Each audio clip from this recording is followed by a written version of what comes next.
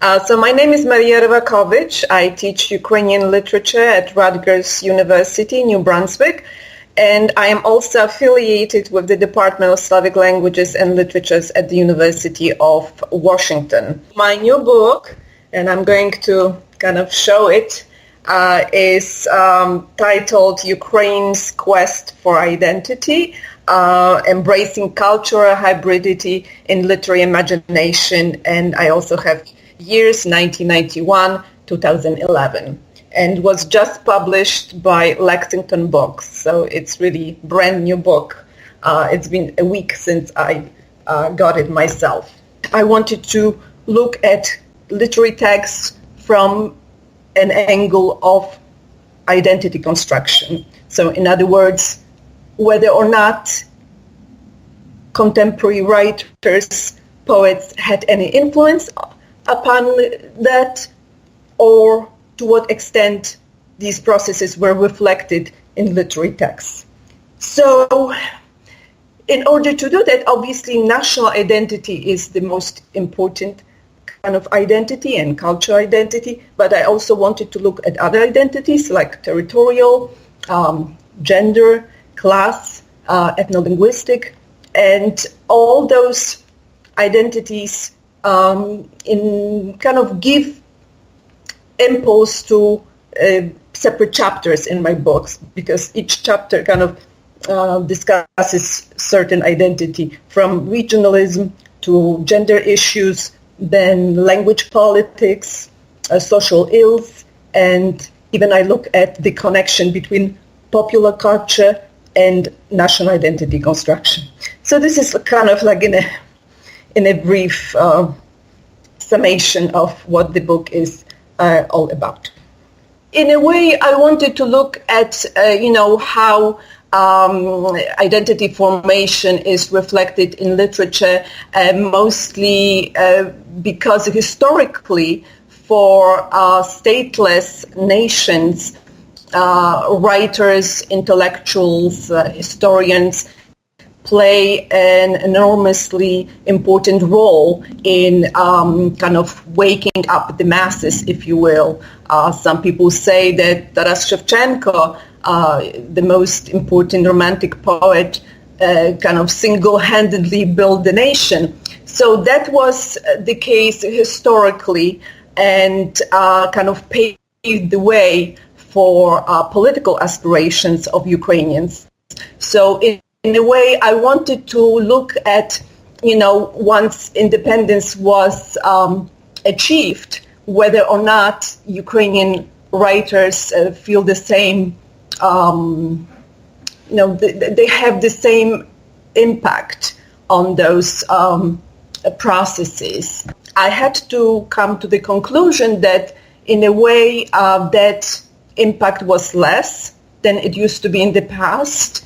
However, they obviously dealt with those issues in their literary works and reflected the contemporary situation, especially this hesitance, if you will, among political elites, which way to go, whether it's Europe or whether it's still Russia, past colonizer, so to say. You could see the differences in certain regions. Obviously, in Western Ukraine, the Ukrainian language was better preserved than in the East, for example.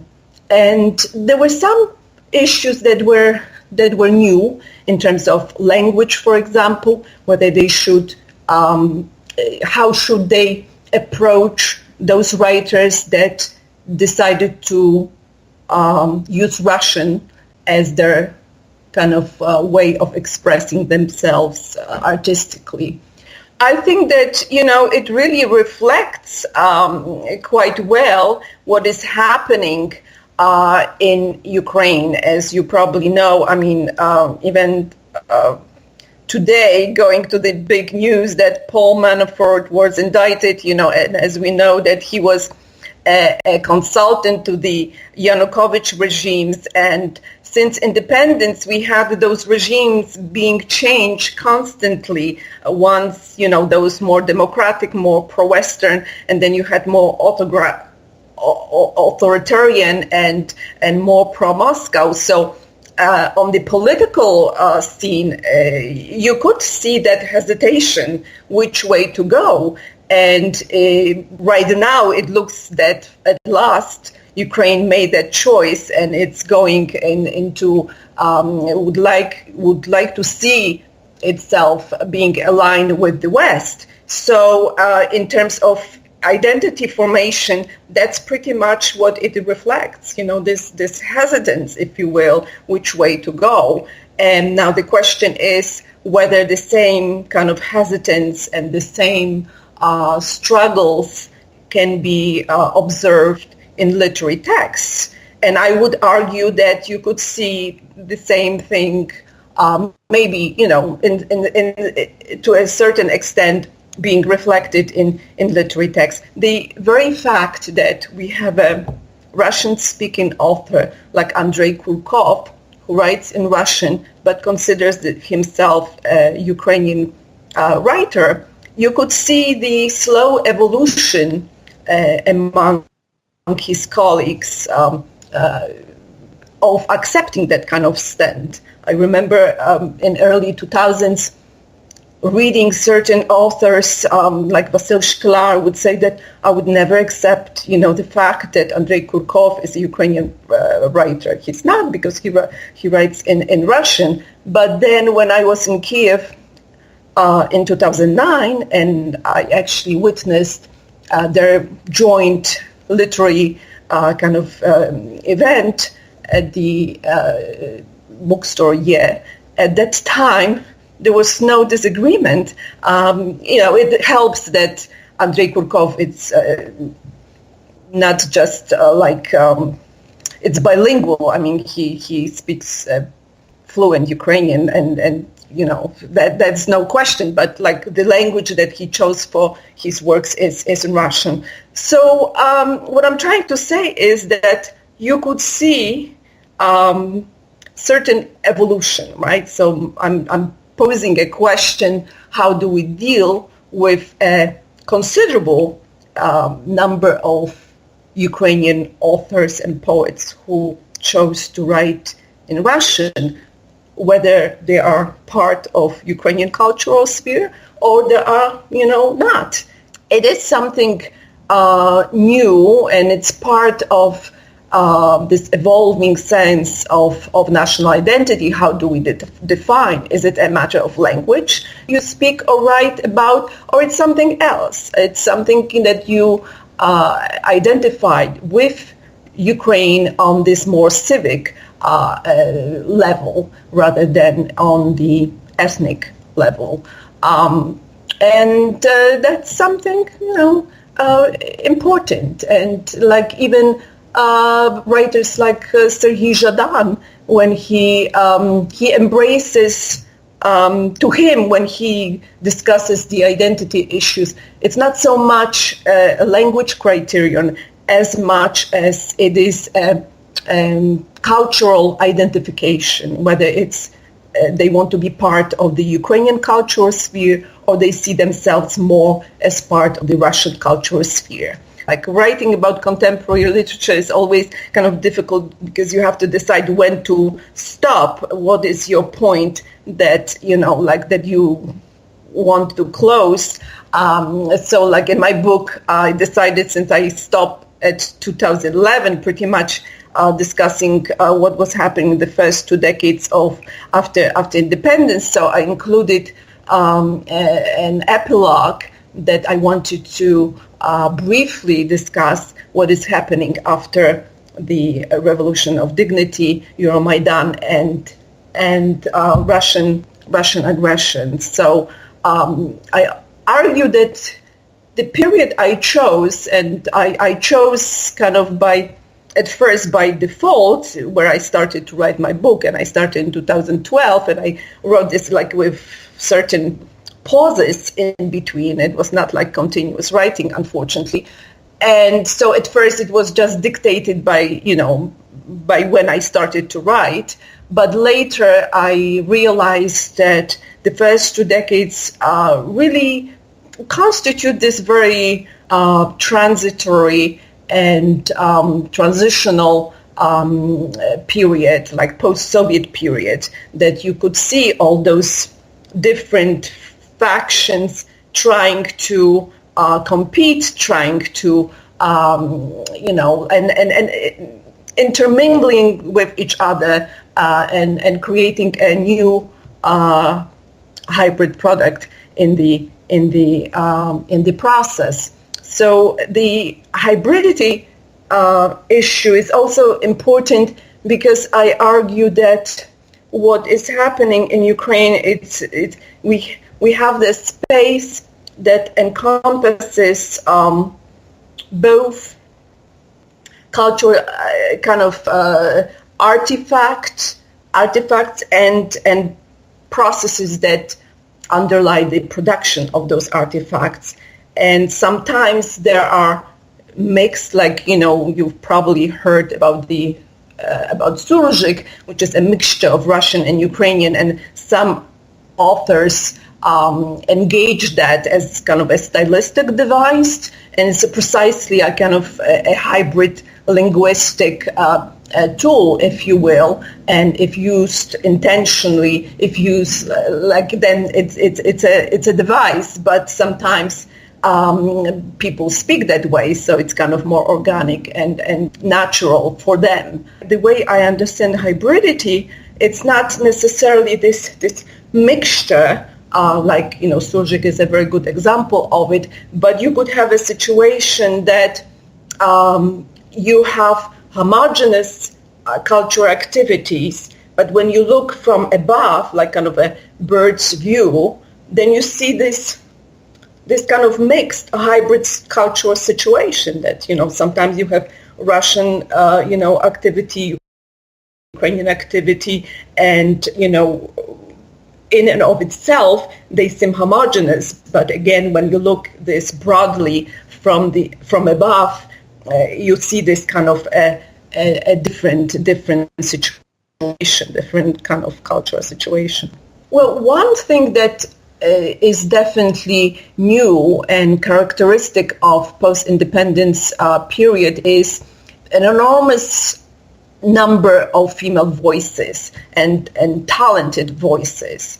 What I found out is that some of them would like to combine issues of gender with national identity issues, and I think the most successful in that venue was Oksana Zabushko. Some would like to focus more on non-feminist, like I have a subsection in the chapter that female authors go beyond issues of gender, just focusing more on metaphysics, on fantasy, magic realism things, but those who made the most kind of successful careers, like Oksana Zabushko, definitely combine issues of gender and issues of inequality, issues of kind of discrimination against women, issue of national identity. For example, in Oksana Zabushko's most celebrated novel, Fieldwork in Ukrainian Sex, the failure of the relationship that she discusses, she kind of makes a parallel between that failure and also failure of Ukraine not being able to shed its colonial elements, if you will. So that is quite important. Some younger writers, among them Tanya Malarchuk, for example, or Irena Karpa and Sofia Andruchovich, they focus more on successful female, on more of powerful women that are not necessarily victimized in any way. And so you can see, I call this like post-feminist trend among female writers, but they kind of acknowledge what their older women authors kind of contributed, but they based their work more on their own experience as being, successful and not necessarily experiencing discrimination and kind of patriarchal attitudes among male writers. To what extent there's difference between male writers and female writers? Well, I argued in one of those sections that female writers appear to be more pro-European, more progressive in their kind of writings, although among male writers you could have a kind of a split. You also have this school, Galician school, sometimes called like Stanislavov phenomenon, that among those belonging to that school we have Yuri Andruchowicz, Taras Prochaska, Yuri Izdrik, that they are also pro-Western and accepting and incorporating in their writings like postmodernist trends and things like that. And you also have writers for whom who are not necessarily maybe anti-Western, but they seem to focus more on their own history, their own languages, like what we can observe in the writings of Yevhen Pashkovsky, of Vyacheslav Medved, who some literary critics say that they are considered like neo-populists, that they advertise the nativist kind of elements in their writings. I think the most surprising finding is how some authors embraced a popular genre, and obviously that was one way of reaching wider audiences, but also how they use those popular genres like, detective stories or science fiction in order to show certain historical events that were not that well known and kind of that way popularize them, or in order to even play with the notion that Ukraine is, as a nation, shouldn't have those complexes, if you will, of whether we're talking about the language or etc. So like Vasyl Koshelenko, for example, comes with the notion of alternative history and describes historical events with a certain twist that didn't happen but might have happened, and that point to glorious kind of achievements, if you will, not just necessarily that Ukraine is always a victim, that it suffers, etc., etc. So that's one kind of interesting turn that I discover.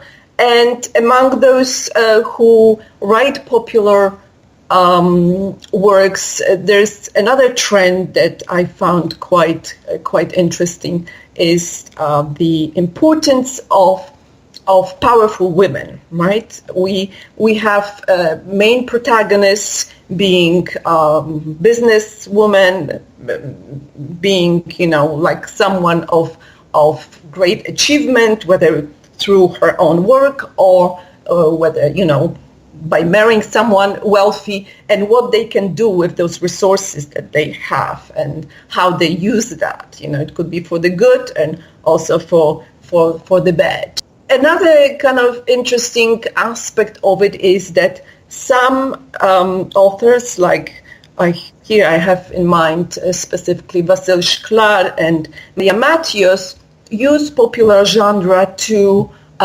illuminate certain pages from the past that were very controversial. And in terms, like in the case of Maria Matthews, she brings the activities of the Ukrainian insurgent army during World War II, in Bukovina, in the region that she comes from. And in the case of Vasil Shklar, he talks about like kind of partisan units that fought Soviets, that fought the regime, and like way after Ukraine became part of the Soviet Union. So way into the late 1920s. And I think that it's something that not that many people knew, that there was such a strong resistance to the Soviet authorities at that time. So it's kind of interesting that you take certain popular genre and use this in order to, in a way, instill, like you build identity through like collective memory, through history, and that kind of helps you to build awareness of what it means to be Ukrainian. Well, you could have a mixture of different types of heroes. You could have like, a fighter for independence, a fighter for liberation, like in Vasil Shklar. You could have intellectuals, you could have poets as hero, you could have business women. So there's a whole plethora of different protagonists, and there's also a considerable number of books that focuses on intellectuals suffering from various kinds of illnesses, or addictions. So there's one trend that well documented in the writings of Yuri Andruchovich, or the Bubabu group, to which Viktor Neborak and Alexander Irvanets belong, that they wanted to take this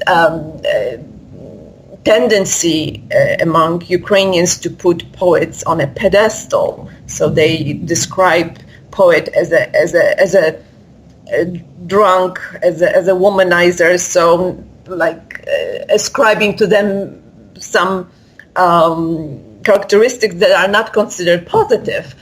At the same time, they also want to make a connection, I think, between those uncertain times that they were doing, that they were situated in, and that also could have influenced how they behave and why they drink, for example. So that's one aspect of it. There are also many books describing neurotics, describing very asocial behavior, like criminal behavior. That's another, like talking about discoveries. As I was going through all those texts, how much violence, how much criminal activities are kind of documented in those texts, especially like when we look at the oeuvre of Oles Ulyanenko. That's one example of criminality. He seemed to be obsessed with serial killers, and we have a number of those killings described in such gruesome detail. So that's one aspect of it. And the question then is, to what extent the collapse of the Soviet Union, the breaking of all those structures contributed to that kind of behavior, or whether it has nothing to do with political situation. And then you have the situation that, especially among the urban youth, that the freedom that they received, so to say, prompted them in a direction that would not be what we would consider positive. So you have drug abuse. All of a sudden, there is this epidemic of narcotics being used, alcohol.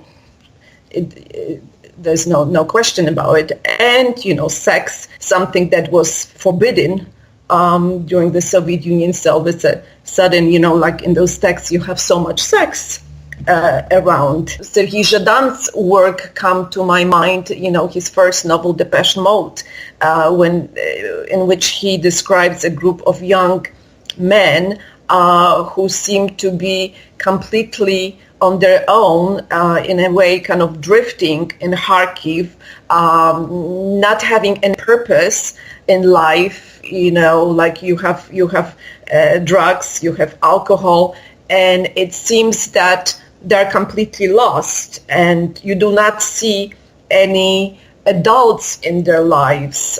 So then you think, what is happening with parental kind of guidance? And it seems to me that they don't have that guidance because their parents are kind of struggling with the realities themselves. So in a way, how can they help their children if they are lost themselves, so to say, because like economy pretty much collapsed and they were struggling. It was very difficult to live. So you see those, although, like in Zhadan's work, to me, it seems that there's always like a light at the end of the tunnel. So you have this positive twist that one of the protagonists in that particular work, the Depeche Mode, that he seems to break with the past and finds a way forward. So at least you have one example that someone can overcome certain difficulties and go forward. And what's also very sad, that you could see that if not parents, so maybe some other people of some authority, whether we're talking about policemen or whether we're talking about someone else, that they could see as certain models, but then you have that they are as cruel and as brutal, and even in those people they cannot find any good kind of model to emulate. So yes, in a way it's kind of amazing that considering all that change that happens so rapidly and kind of from many different sides, like a nation had to build certain institutions like economic collapse and culturally this openness, like you could consider that something very positive. On the other hand, it seems that many young people didn't really know what to do with that freedom. And I have to say that literary works, to a large extent, were able to provide a very interesting picture of what was happening at that time. Well, this is, the first book actually that wants to look at Ukrainian literary process like kind of comprehensively. And even though I focus on this connection between literary production and identity construction, I do this like through a prism that certain identifiable context, if you will. So one of those contexts is regionalism. So I look how certain authors, described, different cities, different regions in their works. Then, gender issues, and that's like the strong contingent of female voices that we have in that period after independence. Then language politics.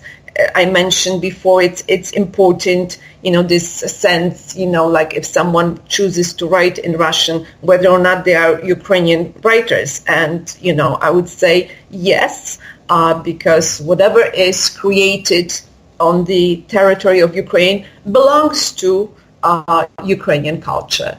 I would argue. Then I also look at through the prism of social ills, like marginalization and popular culture. So these are my kind of focuses that I wanted to focus not just on literary works, but in my first chapter I also discuss literary scholarship. So what kind of schools, what kind of approaches literary scholars take in order to discuss what is happening in Ukraine. So I focus on the post-colonial turn, discussing mainly works of Michael Pawlyshin and Vitaly Chernetsky. I focus on feminist turn, and here I discuss Solomia Pawliczko, Tamara Hundurova, Vera Aheyeva, and Nila Zborowska.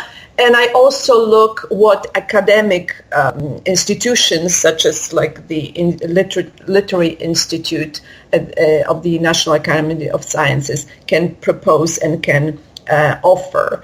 And I think that kind of together with literary works and that scholarship, literary scholarship, how to interpret literary works to start with, gives like a comprehensive picture of what happened in Ukraine in terms of literary process. In a way, this book is the first one that looks at this literary process comprehensively. I know that you interviewed Mark Andrejczyk. He did a splendid job writing this book about the intellectual hero, but it was a very focus, very narrow focus in his case. He discussed literally like maybe 9 authors. I haven't counted, I have to say, how many authors I included in my book.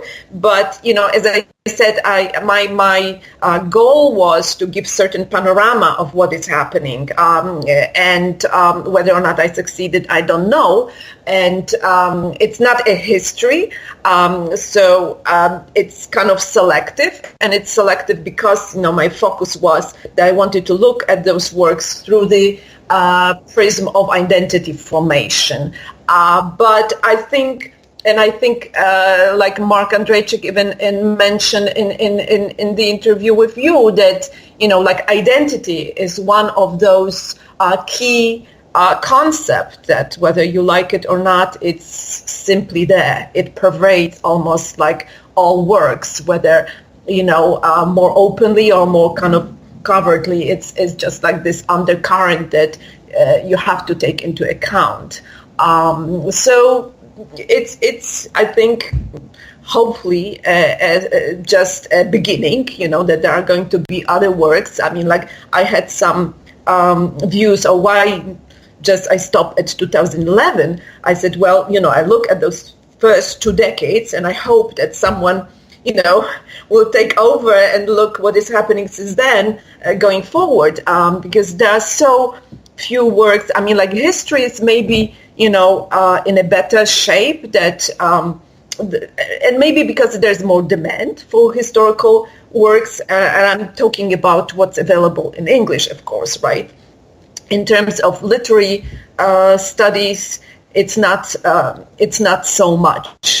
We have a book by Vitaly Chernetsky that he published like a decade ago, I believe. But, you know, like it was also focused on Russia, not Ukraine. So there were just 3 chapters that he devoted to the situation in Ukraine. So my book, in a way, it's so far the first that just came out that discusses that particular period, as I said, more comprehensively, trying to encompass as much, you know, works and authors as possible. Thank you again. You know, like it was a pleasure talking to you.